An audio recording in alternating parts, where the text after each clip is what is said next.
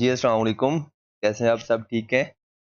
अच्छा जी, तो हम income from capital gain start करने लगे हैं आज के इस चैप्टर में, इस लेक्चर में सॉरी। और लेक्चर को कंटिन्यू करने से पहले मैं उन स्टूडेंट्स को जो इस दफ़ा पेपर पास कर गए हैं, कैप 6 का भी 2-3 दिन पहले रिज़ल्ट आया, बहुत-बहुत मुबारक हो। और वो स्टूडेंट जिनका अनफॉर्चुनेटली रह गया है, और अगर वो ये लेक्चर सुनने आए हैं, तो मैं इंशाल्लाह हम इस तरह पढ़ेंगे कि आपका पेपर इस दफ़ा ज़रूर पास हो जाएगा। हर चैप्टर की तरह जैसे मैंने आपको इनकम फ्रॉम सैलरी का हेड पढ़ाया था, इनकम फ्रॉम प्रॉपर्टी का हेड भी पढ़ाया था। पहले मैंने आपको ये बात बताई थी कि आपने जब एक हेड स्टार्ट करना है, आपने उसमें पहले ये चीज़ देखनी है कि इस हेड में इनकम टैक्स किस बेसिस पर होती है, अक्रूवल बेसिस पर होती है या रिसीट बेसिस पर होती है। क्योंकि बाकी चीज़ें कैलकुलेट कैसे करनी है वो बात की बातें हैं। पहले मैंने कौन सी अमाउंट इस साल टैक्स करवानी है एंड कौन सी अमाउंट या मतलब किस बेसिस पे टैक्स करवानी है, क्या ये मेरा गेन, क्या ये मेरी इनकम, इस साल मेरी इनकम का पार्ट बनेगा भी सही के नहीं बनेगा, वो डिसाइड करना होता है। इनकम फ्रॉम सैलरी के हमने केस में देखा था कि वो हमारी रिसीट बेसिस पर टैक्स होती है। अगर बेशक मैंने इस साल 12 मंथ क्या किया है, जॉब की है, लेकिन मुझे अगर सैलरी 10 मंथ की मिली है, 2 मंथ की नहीं मिली, मेरा जो टैक्स मैं पे करूंगा वो मैं 10 मंथ की सैलरी पर पे करूंगा। हमने इनकम फ्रॉम प्रॉपर्टी में ही देखा था कि जो इनकम फ्रॉम प्रॉपर्टी मेरी अक्रूवल बेसिस पर क्या होती है, टैक्सेबल होती है। फॉर एग्जांपल सेम बात, अगर मैंने रेंट दिया है, 11 मंथ मैंने रेंट पर दिया था अपना घर, लेकिन मुझे 6 मंथ का पेमेंट मिली है 6 मंथ के एंड पे, और अगले 6 मंथ की पीरियड मिलेगी अगले 6 मंथ के एंड पे, जो कि नेक्स्ट ईयर में फॉल करते हैं। इस साल मैंने रेंट पे 11 मंथ घर दिया हुआ था, लेकिन मुझे रेंट मिला है 6 मंथ का, लेकिन मैं जो इनकम पे टैक्स पे करूंगा वो मैं 11 मंथ की इनकम क्या करूंगा, टैक्स पर्पस कंसिडर करूंगा। सिमिलरली आप कैपिटल गेन में देखते हैं कि सबसे पहले हम ये देखते हैं कि कैपिटल गेन होता क्या है। कैपिटल गेन में हम टैक्स किस बेसिस पर देते हैं, अक्रूवल पर देते हैं या रिसीट बेसिस पर देते हैं। फिर हम इसमें कुछ टर्म्स जैसे कि कैपिटल गेन आपके लिए एक बिल्कुल नई टर्म होगी, इसको अंडरस्टैंड करते हैं कि कैपिटल गेन हम कैलकुलेट किस तरह करते हैं, ये होता क्या है। कुछ दो बेसिक टर्म्स हैं जो हमारे चैप्टर में यूज होनी है, सबसे पहले हमने उसको अंडरस्टैंड करना है। बाकी गेन लॉस तो कैलकुलेट करना आसान ही है, जैसे आप ऑलरेडी कैलकुलेट करते आ रहे हैं, कुछ आप चीज़ बेचते हैं तो आपको उसको या तो गेन आता है या लॉस आता है। इस तरह कैलकुलेट करते हैं, जो आपकी सेल प्राइस होती है उसमें से आप कॉस्ट लेस करते हैं, आपके पास गेन आता है या लॉस आता है। ठीक है, अब हमने डिसाइड ये करना है कि कौन से एसेट्स हैं, कौन सी ऐसी चीजें हैं जिनको मैं बेचूं, उन पर मुझे गेन या लॉस है, तो मेरा कैपिटल के हेड में, इस हेड में क्या करेगा, फॉल करेगा। ये इंपॉर्टेंट चीज है जो हमने क्या करनी है, पहले सीखनी है। सिमिलरली कैपिटल गेन का हमारा जो चैप्टर है, ये पूरा हेड है, इसको आपका इनकम टैक्स ऑर्डिनेंस का सेक्शन 37 एंड 37A ये दो क्या कर रहे हैं, डील कर रहे हैं। एंड सेक्शन 38 भी क्या करता है, इसमें उसके लॉसेस की एडजस्टमेंट के बारे में बताता है। हमारी जो सिलेबस में 3-4 पेजेस हैं, इसके हम वो डिस्कस करते हैं। इस वीडियो में आपको सारा तो कवर नहीं करवाऊंगा, फिर हम कोशिश करेंगे कि मैक्सिमम इसमें हम क्या कर लें, चीज़ें डिस्कस कर लें, ताकि बाद में जो चीज़ें बच जाएँ, जो हमारी लिस्टेड सिक्योरिटीज़ हैं, वो हम नेक्स्ट वीडियो में डिस्कस करेंगे। जी जी, अब स्टार्ट करते हैं। सेक्शन 37 कहता है कि इनकम टैक्स ऑर्डिनेंस का एक गेन बेनिफिट अंदाजा है अराइजिंग, जहां पर रिसीव्ड वर्ड यूज नहीं हो रहा, अराइजिंग मतलब क्या हुआ, कैपिटल गेन मेरा अक्रूवल बेसिस पर टैक्सेबल है। अगर मैंने इस साल कैपिटल गेन अर्न किया है, कुछ चीज बेची है, मुझे उस पर गेन आया है, चाहे मुझे पैसे 5 साल बाद मिलने हैं, लॉ कहता है वो जो गेन है आपका, जिस साल आपका अराइज हो रहा है, आपने क्या करना है, उस पर क्या करना है, कैपिटल गेन के हेड के अंदर टैक्स पे करना है।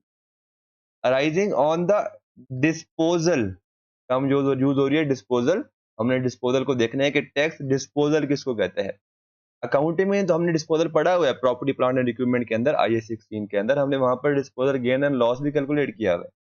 ठीक है, लेकिन टैक्स के अंदर डिस्पोजल क्या होता है, ये हम आगे चल के इसी वीडियो में देखते हैं। डिस्पोजल ऑफ कैपिटल एसेट, ऐसे टर्म से तो हम अवेयर हैं, हमने पढ़ी हुई है कि एसेट का हम डिस्पोजल करते हैं, उस पर गेन लॉस आता है। अब यहाँ पर एक स्पेसिफिक फॉर्म टर्म यूज हुई है, जिसको हम क्या कहते हैं, कैपिटल एसेट उन्होंने कहा है। हमने क्या करना है, मतलब कैपिटल एसेट का डिस्पोजल होगा तो फिर गेन लॉस आएगा। गेन लॉस से तक पहुंचने से पहले मुझे कैपिटल एसेट समझना है और फिर उसके डिस्पोजल को समझना है, फिर ये हम कहाँ पर पहुंचेंगे, गेन या लॉस पर पहुंचेंगे। वो कहता है कि कैपिटल गेन पर जो आपको डिस्पोजल आ रहा है, कैपिटल के डिस्पोजल की आपको जो गेन लॉस आ रहा है, आपका कहाँ पर टैक्स होगा, इनकम फ्रॉम कैपिटल गेन में टैक्स होगा। अब यहाँ पर ये कह रहा है एक और चीज कि अगर आप कैश बेसिस फॉलो कर रहे हैं अपने बिजनेस के अंदर, तो अगर टैक्स पर्पज के लिए आपका जिस साल में गेन अराइज हुआ है, जिस साल आपका गेन अराइज हुआ है, बेशक आपको पैसे मिल रहे हैं या नहीं मिले, आपने जिस साल आपने डिस्पोजल किया है उस साल आपने क्या करनी है, कैपिटल गेन की इनकम रिकॉर्ड करनी है। ठीक है, अब हमारे पास वो खुद ही बता रहा है कि इस चैप्टर को कंटिन्यू करने से पहले, समझने से पहले आपको दो टर्म्स का पता होना चाहिए, कैपिटल एसेट एंड डिस्पोजल। हम पहले डिस्कस करते हैं कैपिटल एसेट क्या होता है। आपने इसको अच्छी तरह से अंडरस्टैंड करना है, इसी की बेस पर आप अपनी इनकम को कैपिटल गेन में क्लासीफाई करेंगे या किसी और हेड में क्लासीफाई करेंगे। ठीक है ना, आपने यहाँ पर अंदाजा लगाना है, समझना है, मैं आपको बताऊंगा भी सही, साथ साथ में आपने खुद भी डेफिनेशन को समझना है। वैसे क्रैम याद भी इसको करना है, पेपर में आ जाती होती है 4 नंबर की, लेकिन मेजर चीज क्या है इसके अंडरस्टैंडिंग है, ताकि आपने आगे क्या करनी है, इसी की बेस पर कैलकुलेशंस करनी है। Capital asset means property of every kind held by a person. अगर मैं सिर्फ यहीं पर रुक जाऊं, वो कह रहा है कि अगर मेरी ऑनरशिप में किसी भी तरह की कोई प्रॉपर्टी है, टेंजिबल है, इंटेंजिबल है, मूवेबल है, इमूवेबल है, वो क्या है, कैपिटल एसेट है। अगर सिर्फ मैं यहीं पर रोक कर बात करूं, मतलब अगर मैं अपनी गाड़ी, अगर मैं अपने घर में पड़ी हुई कोई चेयर भी बेचता हूं, उस पर गेन आता है, तो क्या वो मेरा कैपिटल गेन में टैक्स होगा? जहां तक पढ़ के तो लग रहा है कि हाँ जी वो टैक्स होना चाहिए। फिर वो कह रहा है वेदर और not connected with A business. ठीक है ना, लाजमी नहीं, हमने पहले पढ़ा था डिस्पोजल एसेट पढ़े थे बिजनेस के अंदर, जहां पे वो कह रहा है अगर पर्सनल प्रॉपर्टी भी है वो भी क्या आपका कैपिटल एसेट है, जो बिजनेस की प्रॉपर्टी है वो भी क्या आपका कैपिटल एसेट है, बट डज नॉट इंक्लूड। अब अगर हम यहां से यहां तक पढ़ें, जहां पे वो कह रहा है कि हर किस्म की प्रॉपर्टी, चाहे वो बिजनेस के यूज में है या आपके पर्सनल यूज में है, वो कैपिटल एसेट। लेकिन अब उस हर किस्म की प्रॉपर्टी में से कुछ चीजों को वो एक्सक्लूड कर रहा है, ये समझनी है कि वो कौन कौन सी है। अब आपको मैं बताऊंगा कि ये कौन सी, ये जो एक्सक्लूजन कर रहा है, ये कौन से बाकी हेड में जाकर टैक्स होगी, या जो किसी और हेड में टैक्स नहीं होगी उस पर बिल्कुल भी टैक्स नहीं होगा। Any stock in trade. Stock in trade क्या होता है, आपकी इन्वेंट्री होती है। आप इन्वेंट्री को कहाँ यूज करते हैं, अपनी इन्वेंट्री कहाँ पर यूज होती है, बिजनेस में यूज होती है। इन्वेंट्री परचेज करते हैं, सेल करते हैं, परचेज करते हैं, सेल करते हैं, उस पर प्रॉफिट अर्न करते हैं, वो क्या होता है आपका बिजनेस। उससे जो आपको इस प्रॉपर्टी से जो आपको गेन आएगा वो कहां पर जाएगा, इनकम फ्रॉम बिजनेस में जाएगा। इसलिए स्टॉक एंड ट्रेड आपका कैपिटल एसेट में इंक्लूडेड नहीं है। कंज्यूमेबल स्टोर्स और raw materials held for the purpose of business. आपको पता है कि जब कोई मैन्युफैक्चरिंग बिजनेस होता है तो वो रॉ मटेरियल परचेज करता है, जो छोटी मोटी मशीनों के लिए कंज्यूमेबल्स होते हैं, जो स्पेयर पार्ट्स होते हैं, वो परचेज करता है। वो क्या करते हैं, मशीनों में कंज्यूम होते हैं, फिर उससे प्रोडक्शन करते हैं और मार्केट में चीजें बेचते हैं, वो भी क्योंकि बिजनेस में आएगी। तो ये पहला पॉइंट है, ये कैपिटल एसेट में फॉल नहीं करता। इससे जो इनकम राइज होगी वो इनकम फ्रॉम बिजनेस में जाएगी, इनकम फ्रॉम कैपिटल गेन में नहीं जाएगी। पहला पॉइंट क्लियर। अगर आपको इस पॉइंट में कोई कंफ्यूजन है तो आप कमेंट जरूर करें, क्वेश्चन पूछिए, हम इसको डिस्कस करेंगे। नेक्स्ट पॉइंट है any property with respect to which the person is entitled to a depreciation deduction under section 22 और अमोर्टाइजेशन डिडक्शन अंडर सेक्शन 24। जी, ये भी अगर आप देखें तो ये आपको इंडायरेक्टली कह रहा है कि ऐसे एसेट्स जो बिजनेस पर्पस के लिए यूज हो रहे हैं, क्योंकि डेप्रिशिएबल तो वही होते हैं ना जो आप बिजनेस में यूज करते हैं, उन पर आपको डेप्रिसिएशन अलाउ होती है टैक्स के अंदर। हम चैप्टर नंबर 7-8 में पढ़ेंगे। आपका सेक्शन 22 है लॉ का, इनकम टैक्स ऑर्डिनेंस का, जो डेप्रिसिएशन के बारे में बताता है। एंड सेक्शन 24 आपका लॉ का है जो कि इंटेंजिबल्स की अमोर्टाइजेशन के बारे में बताता है। यहाँ पर लॉ ये कह रहा है कि अगर कोई ऐसे एसेट्स हैं, प्रॉपर्टी हैं जो कि बिजनेस यूज कर रहा है और उनको जाहिर सी बात उनको डेप्रिशिएट भी कर रहा होगा, तो उस केस में अगर वो डिस्पोजल करते हैं, उसको बेचते हैं, तो उस पर जो गेन या लॉस आएगा वो भी इनकम फ्रॉम बिजनेस में जाएगा। वहां पर हम, जैसे आपने FAR 2 आपने शायद नहीं पढ़ी होगी, आपने अकाउंटिंग या FAR 1 में ये चीज पढ़ी होगी थोड़ी बहुत। वहां पर हम क्या करते हैं, डिस्पोजल गेन या लॉस कैलकुलेट करते हैं। हम यहाँ पर क्या करेंगे, उन एसेट पर टैक्स गेन लॉस कैलकुलेट करेंगे इनकम फ्रॉम बिजनेस के अंदर। वो जो एसेट्स हैं वो भी कैपिटल एसेट के डेफिनेशन में फॉल नहीं करते। लेकिन लैंड वो वाहिद प्रॉपर्टी है, क्योंकि लैंड तो डेप्रिशिएबल एसेट नहीं है। अगर लैंड बिजनेस का हो या लैंड इंडिविजुअल पर्सन का हो या एओपी का हो, उसने हर केस में कहाँ फॉल करना है, कैपिटल एसेट की डेफिनेशन में फॉल करना है। ठीक है। फिर कहते हैं any movable property for the personal use. जैसे कि मेरे अपने पास एक गाड़ी है जो मैं खुद यूज करता हूँ। अगर हफ्ते के बाद मैंने 3-4 महीने के बाद वो बेच दी है, मैंने 10 लाख की परचेज की और मैंने 3-4 महीनों के बाद वो बेच दी 12 लाख रुपए की। ठीक है, मेरा जहां पर गेन आ गया है, लॉ कहता है अगर आपकी कोई पर्सनल प्रॉपर्टी है जो आपने अपने पास रखी हुई है पर्सनल यूज के लिए, तो उस केस में वो आपकी कैपिटल एसेट में फॉल नहीं करेगी। मतलब उस पर जो आपको गेन आएगा वो आपका टैक्सेबल गेन नहीं होगा, वो आपका एक नॉर्मल कोर्स में आपको गेन आ गया, वो आप अयाशी करें, एंजॉय करें, कोई मसला नहीं है। लेकिन लॉ कह रहा है कि अगर अगर ये कुछ उसने आगे बताई है, अगर आपके पास ये वाले पर्सनल एसेट्स हैं, वो आपके कैपिटल एसेट्स होंगे, उन पर गेन या लॉस आपका कैपिटल गेन या लॉस होगा, आप उस पर टैक्स देंगे। अब वो कौन कौन से हैं? कोई पेंटिंग हो गई, मुझे अब काफी फेमस पेंटर्स हैं, अगर किसी की उसकी पेंटिंग आपके पास पड़ी हुई है तो आपको पता है कि वो पेंटिंग मार्केट में लाखों की बिक सकती है। अब वो पर्सनल यूज के आपने अपने पास नहीं रखी हुई, वो काफी एक्सपेंसिव एक मटेरियल इंपॉर्टेंट पेंटिंग आपके पास है, कोई ऐसी ड्राइंग है, कोई ऐसी और मटेरियल है, आपके पास ज्वेलरी पड़ी हुई है, आपके पास कोई पुराने कॉइन पड़े हुए हैं जो कि काफी ना एक्सपेंसिव है तो बहुत पुराने, फिर उनकी एक वर्थ है, अगर आप मार्केट में बेचो तो उन पर आपको गेन आ सकते हैं। तो लॉ कहता है ऐसे एसेट्स आपके कैपिटल एसेट्स में फॉल करते हैं जिनको हम जिस पर आप क्या करेंगे, टैक्स पे करेंगे। तो ये थी आपकी क्या, कैपिटल एसेट्स की डेफिनेशन। अब आपके कैपिटल एसेट में जो आपके शेयर्स होते हैं वो भी इसी में फॉलो करते हैं, ठीक है ना, क्योंकि शेयर्स भी क्या होते हैं, आपकी प्रॉपर्टी होती है कंपनी के शेयर्स। अब उन शेयर्स को उन्होंने यहाँ पर एक्सक्लूड कहीं पर भी नहीं किया, तो वो भी आपके शेयर्स ही आपके क्या होते हैं, कैपिटल एसेट्स होते हैं। आपकी जो अपनी बिल्डिंग होती है, आप जो खुद घर में रह रहे होते हैं, आपको जो लैंड होता है, अगर आप बिजनेस में यूज नहीं कर रहे तो दोनों क्या होते हैं, आपके कैपिटल एसेट होते हैं। अगर आप बिजनेस में यूज कर रहे हैं बिल्डिंग को, बिल्डिंग आपका डेप्रिशिएबल एसेट है, वो उसका गेन लॉस इनकम बिजनेस में जाएगा। लेकिन अगर लैंड बिजनेस यूज कर रहा है तो उसका गेन लॉस कैपिटल गेन में आएगा। ये था आपका कैपिटल एसेट की डेफिनेशन। अब हम आते हैं डिस्पोजल ऑफ एसेट पर।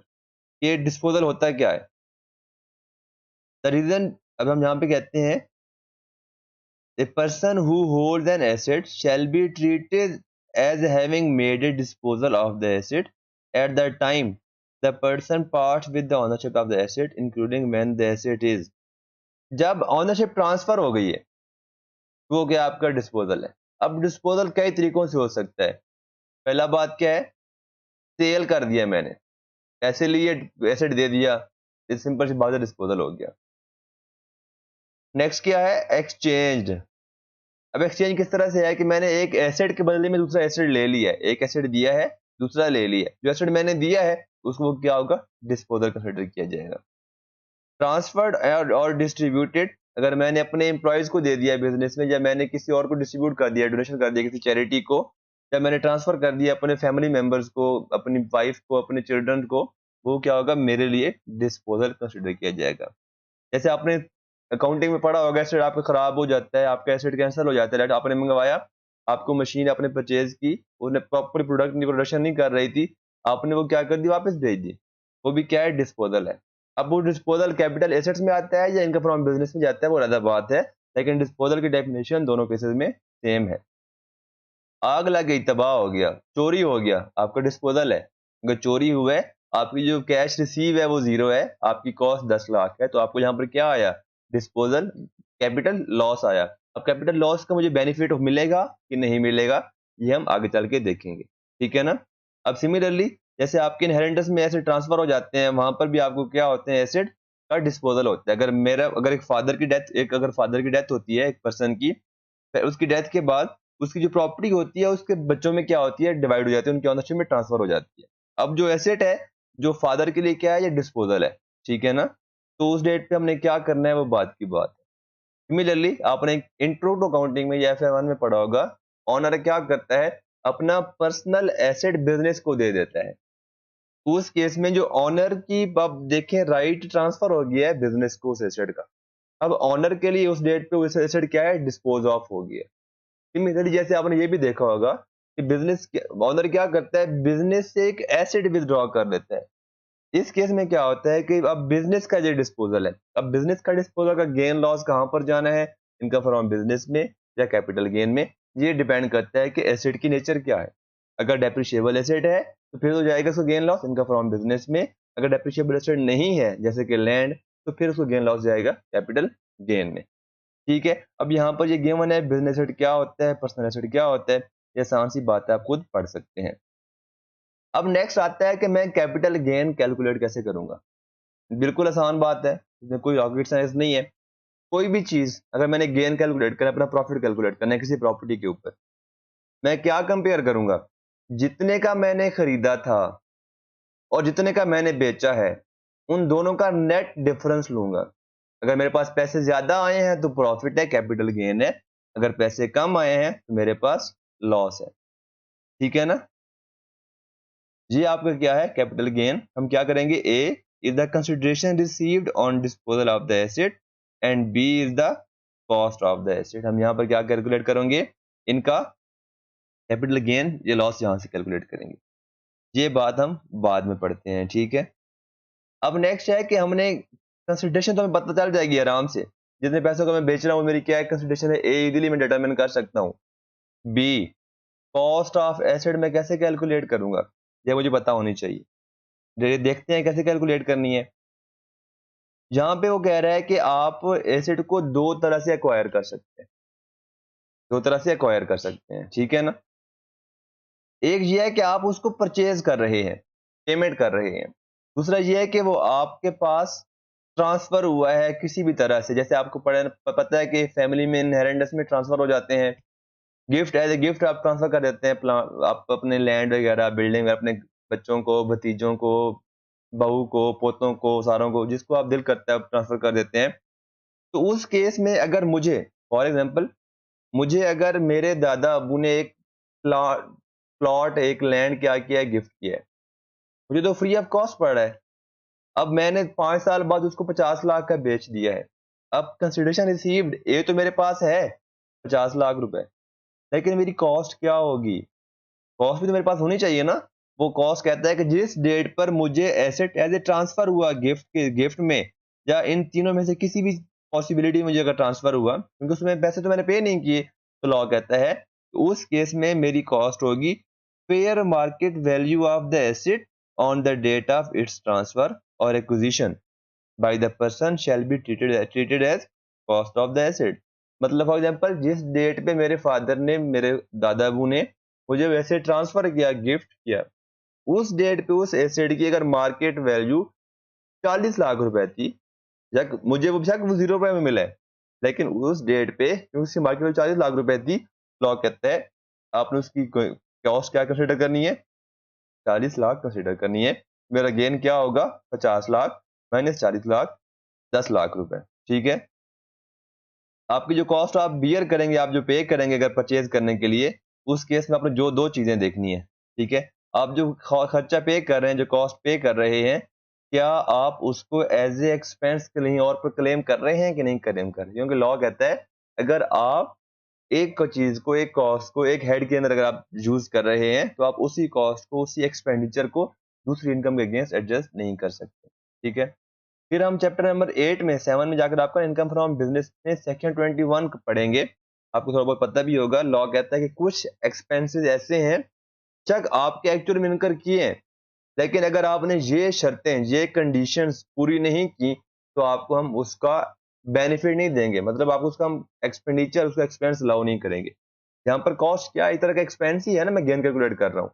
लेट्स सपोज मैंने एक चीज परचेज की 50 लाख की, उसमें से 10 लाख वो था जिसका मुझे लॉ कहता है आपने ये शरायत पूरी नहीं की, आपकी ये कॉस्ट का पार्ट नहीं बनेगा। तो मेरी कॉस्ट कितनी हो जाएगी, 40 लाख हो जाएगी 50 लाख से। तो उसको अगर मैं 60 लाख का बेचता हूँ, मुझे 20 लाख का गेन देना पड़ेगा। ठीक है, अगर मैं 50 लाख पे करता हूँ और मैं सारी की सारी कंडीशन पूरी करता हूँ, तो मुझे कॉस्ट में मेरा 10 लाख ऐड होगा।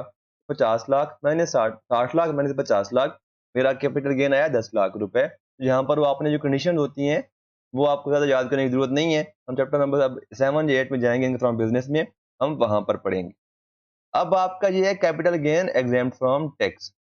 इसमें जो पॉइंट 1 है ये अब आपको पढ़ने की जरूरत नहीं है। ये तब एप्लीकेबल था जब आपके तीनों स्टॉक एक्सचेंज डिफरेंट थे। जैसे पाकिस्तान अभी है ना पाकिस्तान स्टॉक एक्सचेंज, पहले था Karachi stock exchange, Lahore stock exchange and Islamabad stock exchange. तो उस केस में ये प्रोविजन एप्लीकेबल थी। अब आपके सिलेबस में ये चीज़ नहीं आएगी, आपके पेपर में भी नहीं आएगी। आपने ये चीज़ फिर को समझना भी नहीं आएगी लिखा हुआ है कि नहीं लिखा हुआ।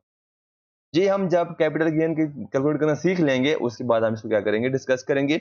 ये हमारी आज की वीडियो का एजेंडा था जिसमें हमने बेसिक्स डिस्कस किए हैं कि कैपिटल गेन क्या होता है, कैपिटल डिस्पोजल क्या होता है, उस पर गेन लॉस कैसे कैलकुलेट करते हैं। आई होप आपको चीज़ें क्लियर हुई होंगी। Thank you so much.